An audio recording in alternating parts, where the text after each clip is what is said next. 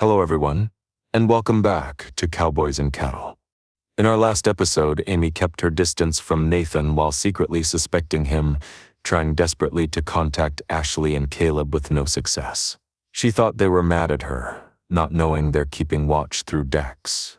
A flashback showed how Dex discovered Ashley and Caleb investigating Nathan D. as initially they thought he might be Nathan's man, but he explained he's working with Katie. They joined forces, and now Dex secretly monitors Amy's safety.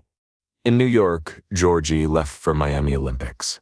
Lou and Katie remained with Peter, coordinating with Dex. The FBI informed Lou they found a ranch the council operates under a false name. Lou insisted on going undercover as a businesswoman to investigate. Despite the extreme danger, the council kills people who know too much. Lou was determined to gather intelligence. The episode ended with Lou preparing to fly to Montana, about to walk into enemy territory with only her cover identity and FBI backup to protect her. If you've been on the edge of your seat following this investigation, please hit that like button and subscribe. Today's episode shows Lou arriving in Montana and beginning her dangerous undercover operation. She must establish herself in the small town near the council's ranch without raising suspicion, all while knowing one wrong move could expose her true identity.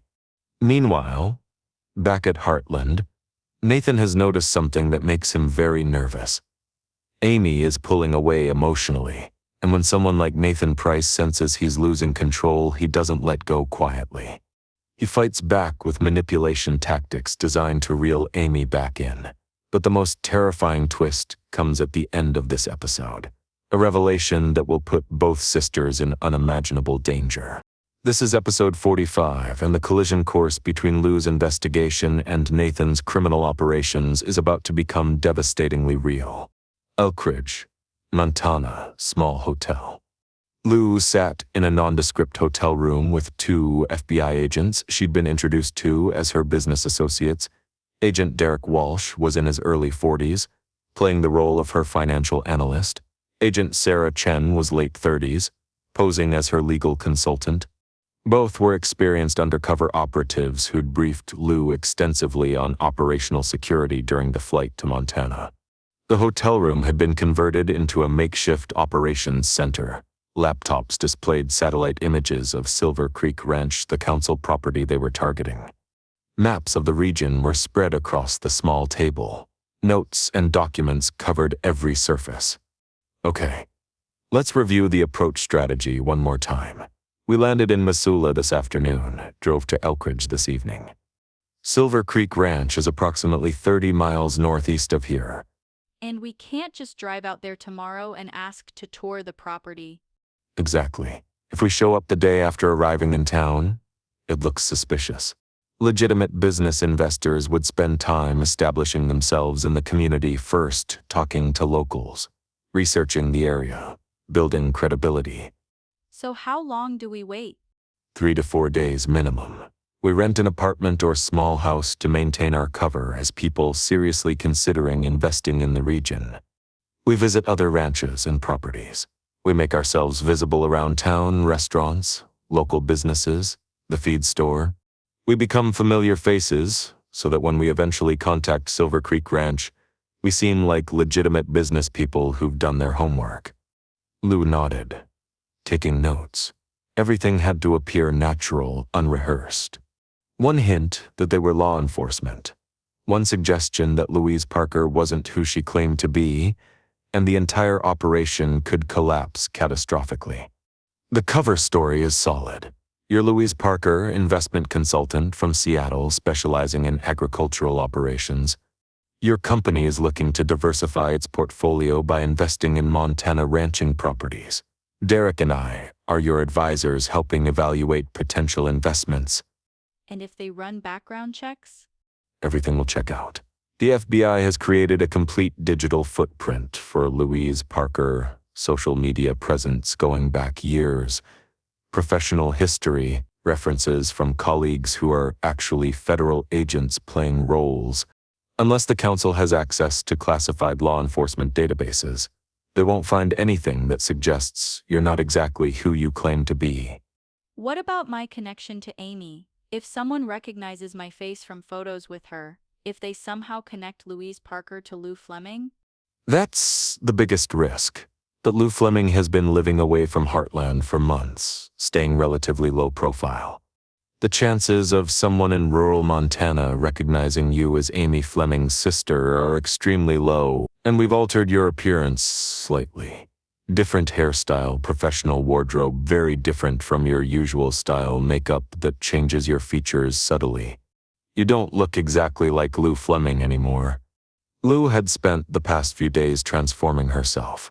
Her normally casual ranch-appropriate style had been replaced by tailored business suits and polished corporate aesthetics. Her hair was styled differently.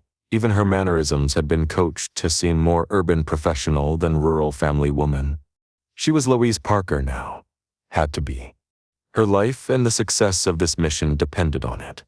Tomorrow we'll secure rental housings, probably a small furnished apartment. We'll spend the next few days establishing our presence in Elkridge, making connections, building credibility. Then we'll start visiting ranches in the region, including Silver Creek. What exactly are we looking for at Silver Creek Ranch? Evidence of council operations. Signs that the ranch is being used for more than legitimate agriculture.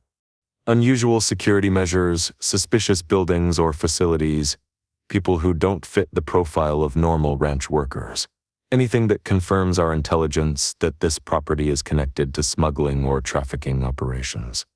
And if we find that evidence? We document it carefully and pass it to the investigation team. We don't confront anyone. Don't push too hard. Don't do anything that might expose our real purpose. We're just business people evaluating an investment opportunity. Polite, professional, unremarkable. The strategy made sense, but Lou felt the weight of how dangerous this was. She'd be walking onto property controlled by the same organization that Nathan belonged to. The same criminals who trafficked humans and held prisoners in secret facilities. If they suspected her for even a moment. Agent Morrison's words echoed in her mind.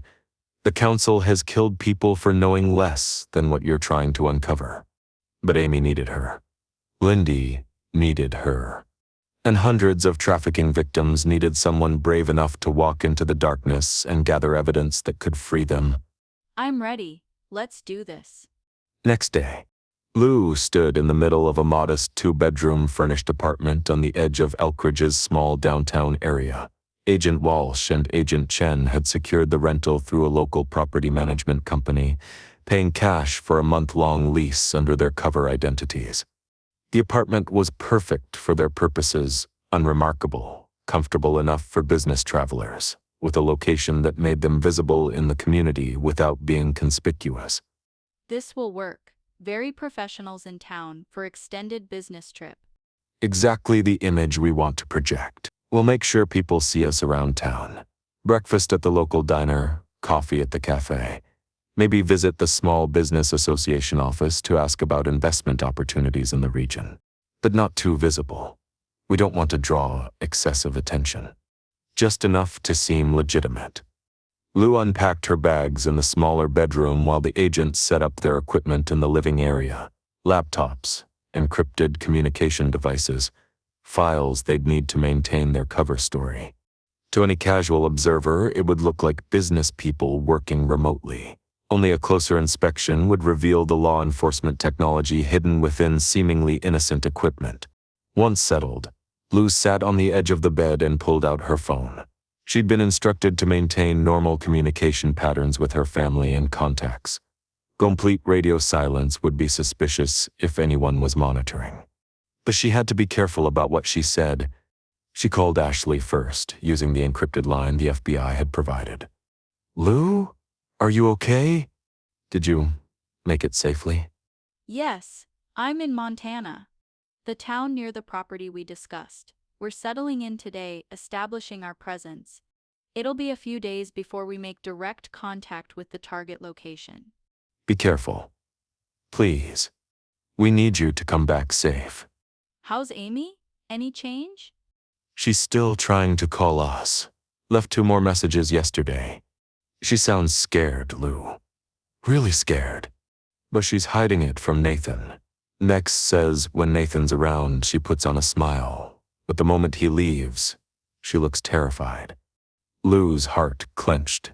Amy was finally seeing the truth about Nathan, but she was trapped, too afraid to confront him, too isolated to reach for help, just enduring and trying to survive until Amy didn't know there were investigations closing in from multiple directions. Didn't know Lou was putting herself in danger to stop Nathan. Didn't know help was coming. Tell Dex to keep close watch. If anything seems immediately dangerous, if Nathan's behavior escalates at all, you contact the FBI immediately. Don't wait for evidence or proof. Just get them to extract Amy and Lindy. We will. I promise. Lou, come home safe. Amy needs her sister back. I will. I have to. Too many people are counting on this. The call ended, and Lou immediately dialed Katie. Her daughter answered on the first ring. Mom, are you there? Are you safe? I'm in Montana. Just got settled into our apartment. Everything went smoothly so far. Peter and I have been worried sick. When do you actually go to the ranch? Not for a few days. We have to establish our cover first, make ourselves seem like normal business people. The FBI agents I'm with are very good at this. They know what they're doing. But you're still walking into a place controlled by dangerous criminals. Mom, I'm terrified for you. I know, sweetheart, but I'm not alone. I have backup, I'm trained on the safety protocols, and I'll be in constant communication with the FBI team. I'll be okay. She hoped she sounded more confident than she felt. The truth was, Lou was terrified too. But she couldn't let Katie know that. Couldn't let her daughter carry the weight of knowing how dangerous this really was. How's Georgie doing in Miami? Training hard. She's worried about you too, but trying to focus on preparation. She made me promise to update her every day that you're safe. Tell her I'm fine. Tell her to focus on making Canada proud. And Katie, thank you for supporting me in this, for understanding why I have to do it. Just come home, Mom. Come home safe. After the call ended, Lou sat for a moment in the quiet apartment bedroom. She was hundreds of miles from everyone she loved, about to lie to dangerous criminals, putting herself in a position where one wrong word could get her killed. But she was also doing something meaningful, something that could save Amy, protect Lindy, free trafficking victims, and stop an organization that destroyed lives. That had to be worth the risk. Heartland Ranch. Nathan stood at the kitchen counter, watching Amy make dinner. She'd been different lately. Distant, going through the motions of their relationship but without the warmth that had been there before. Her smiles seemed forced. Her responses to his affection felt mechanical. Something had changed, and Nathan didn't know what. He'd been so careful, had maintained his supportive boyfriend facade perfectly, had managed the threats from Lou, Ashley, and Caleb without any blowback that would make Amy suspicious. Everything should have been fine. But Amy was pulling away, subtly, carefully, but definitely pulling away. Nathan couldn't afford to lose her. Amy was his cover, a respectable girlfriend, the connection to the legitimate ranching family, the shield that made him appear normal and trustworthy. If Amy left him, if she started questioning him publicly, it could draw attention. Nathan absolutely couldn't afford. He needed to fix this, needed to regain control of the situation and of Amy. You seem stressed lately. Is everything okay?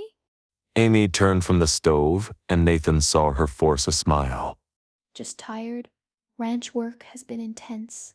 I feel like I haven't been giving you enough attention. Between work trips and everything else, I've been neglecting us. Between work trips and everything else, I've been neglecting us. You haven't been neglecting anything. You've been very supportive. But her tone was flat, rehearsed. Like she was saying what she thought she should say, rather than what she felt. I want to take you out tomorrow night, just the two of us. A nice dinner at that restaurant in Hudson you mentioned wanting to try. Hey, let me show you how important you are to me. He saw Amy hesitate, saw her searching for an excuse to decline.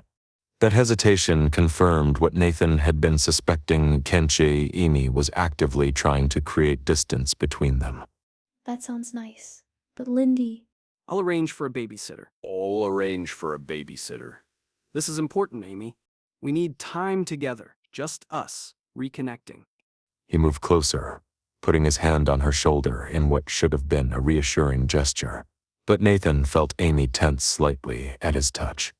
She didn't pull away, but her body language screamed discomfort. Yes, something had definitely changed, and Nathan needed to figure out what and fix it immediately. okay. Tomorrow night. That would be nice. Nathan smiled, squeezed her shoulder gently, and went back to his phone. But his mind was racing. What had triggered Amy's change in behavior? Had someone gotten to her with more warnings about him? Had she discovered something she wasn't supposed to know? He'd have to be very careful. If Amy was suspicious, pushing too hard could backfire. But if he didn't push at all, she'd continue drifting away until the relationship dissolved entirely. Tomorrow's dinner would be critical. He'd love bomb her bravery, overwhelming affection, romantic gestures, promises about their future. Make Amy remember why she'd fallen for him in the first place. Make her doubt whatever suspicions might be forming. Nathan was very good at manipulation. He'd gotten Amy this far. He could pull her back. The Scale Restaurant. Amy sat across from Nathan at a candlelit table in Hudson's nicest restaurant, trying to smile and seem engaged while her mind screamed at her to run. Nathan had been overwhelmingly attentive all evening, opening car doors, pulling out her chair, complimenting her appearance constantly, ordering wine, talking about romantic memories they'd shared, being the perfect boyfriend. And Amy felt sick through all of it. Because now that Lindy had shown her Nathan's mask, Amy couldn't unsee it. She watched him perform the role of devoted partner and saw the calculation behind every gesture. The way he monitored her reactions to see if his tactics were working. The way he adjusted his approach based on her responses. It was all performance. All manipulation. You look beautiful tonight. Have I mentioned that enough? You have. Thank you. I've been thinking a lot about us lately, about our future. Hey. Amy's stomach dropped. Future. Nathan was talking about their future, and all Amy could think about was how to escape their present. I know I travel too much for work. I know it's hard on you, being alone so much. I want to change that. You don't have to change your work for me. But I want to. You and Lindy are the most important things in my life. I want to be here more, be present for you both. Maybe it's time I started thinking about settling down properly, cutting back on the travel, focusing on building a life here at Heartland with you. Every word should have sounded wonderful. A partner committing to being more present, prioritizing relationship and family. But to Amy, it sounded like a threat. Nathan wanting to be at Heartland more meant less freedom for her, less chance to figure out how to escape him, more control over her daily life. That's a big decision. You shouldn't rush into changing your career. It's not rushing when I'm sure. I'm sure about you, Amy. I'm sure about you, Amy. About us! I love you. I want to build a real future together. He reached across the table and took her hand.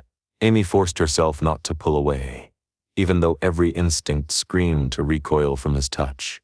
I love you too. The lie tasted bitter in her mouth, but she was too afraid to tell the truth. Too afraid of what Nathan might do if he knew she was rejecting him. What if he hurt Lindy? What if he became violent? Amy didn't know what Nathan was capable of, which made everything more terrifying. You seem distant. Talk to me. What's going on in your head? Just processing everything. It's been a lot lately with the ranch and Jack's health and everything. I want to help shoulder that burden. Let me be your support system. Let me take care of you. His words were perfect. His tone was caring. His expression showed genuine concern. But Amy saw through it now. saw how he used the language of care and support to establish control, how he positioned himself as indispensable so Amy would feel guilty for questioning him, how he made her doubt her own perceptions by being so convincingly supportive. The dinner continued with Nathan making grand romantic gestures, ordering her favorite dessert, talking about weekend trips they could take together, promising to be more present and attentive. Every manipulation tactic designed to make Amy fall back in love with him, and Amy played along, smiled at the right moments, laughed at his jokes, pretended to be won over by his renewed attention, because she was trapped, and pretending was the only way to stay safe until she could figure out how to escape. Elkridge, Montana, apartment. Lou sat with Agent Walsh and Agent Chen reviewing their plan for the next day. They'd spent the past 2 days establishing their presence in Elkridge, eating at local restaurants, visiting the Small Business Association, touring a few properties in the region. People were starting to recognize them as the business investors from Seattle. Tomorrow, they would make contact with Silver Creek Ranch. Louise Parker would call to schedule a tour, expressing interest in viewing the property as a potential investment opportunity. Remember, you're friendly but professional, interested but not desperate. You're evaluating multiple properties, so Silver Creek is just one option among several. And if they refuse to let us tour? That itself would be valuable intelligence. Why would a ranch refuse potential investors? But most likely, they'll agree. Turning us down would seem suspicious. Better to let us tour, show us the legitimate operations, and hide anything criminal. What if they recognize me somehow? What if someone there has seen photos of Lou Fleming? The risk is minimal. You look significantly different from your usual appearance. And there's no reason for council members in Montana to be familiar with the personal life of Nathan Price's girlfriend's sister. You're not famous. You're not publicly connected to the investigation. You're just a businesswoman from Seattle. Lou nodded, trying to believe it, trying to push down the fear that whispered about all the ways this could go wrong. Her phone buzzed. A text from Katie checking in. Lou responded with reassurances, then set the phone down and returned to reviewing the operational plan. Tomorrow she would walk onto council property, would smile and ask questions and pretend to evaluate the ranch as an investment while actually gathering evidence of criminal activity. One wrong word, one suspicious glance, one moment of recognition. That's all it would take for everything to fall apart catastrophically. Nathan drove Amy back to Heartland, feeling satisfied with the evening. He'd seen Amy's defensive walls crack slightly during dinner. She'd smiled more genuinely toward the end. His love-bombing tactics were working. He just needed to maintain the pressure, keep overwhelming her with affection and attention until she forgot whatever doubts had been forming, until she was fully committed to their relationship again. Thank you for tonight. It was really nice. I meant everything I said about wanting to be more present. About our future. You mean everything to me, Amy. I know. Nathan pulled into Heartland's driveway and turned off the engine. But before getting out, he turned to Amy with an expression of casual mention. Oh, I should mention, I have to take a work trip next week, just a few days, to Montana. Amy's expression didn't change, but Nathan was watching carefully. Was there a flicker of something in her eyes? Relief that he'd be gone, or just normal acknowledgement? Montana? That's far.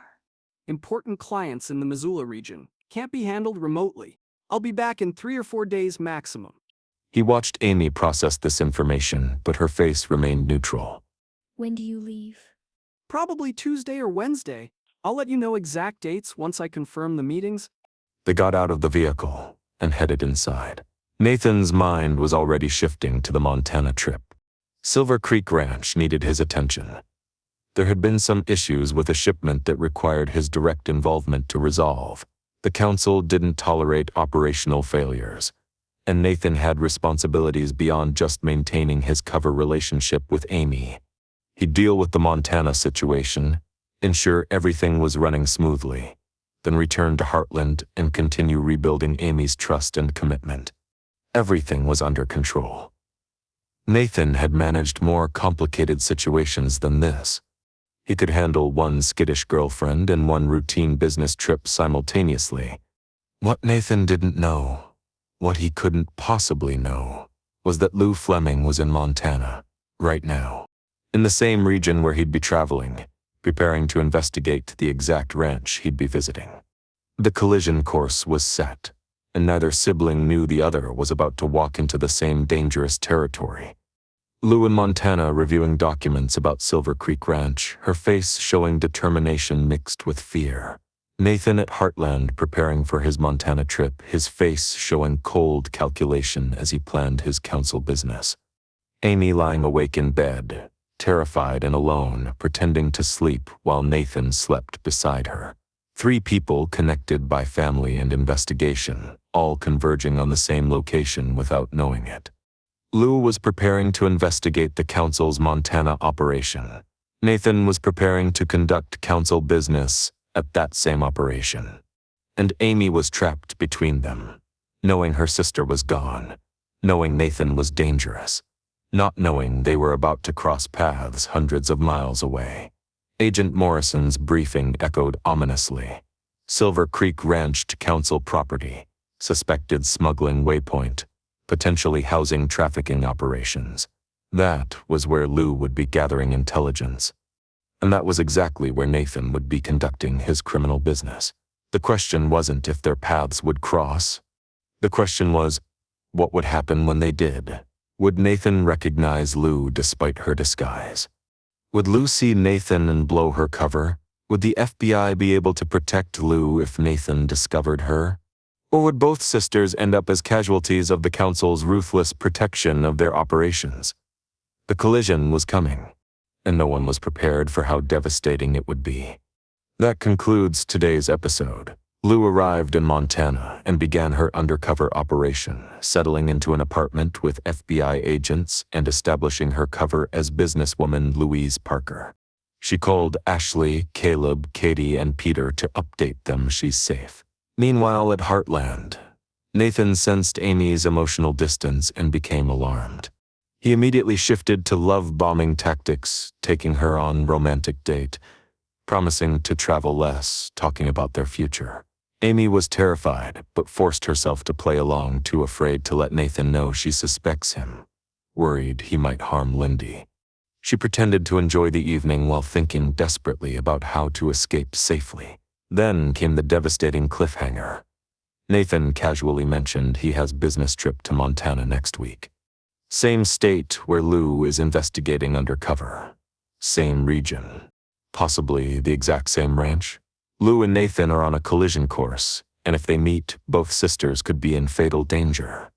Join us next time to see if this dangerous coincidence becomes catastrophic reality.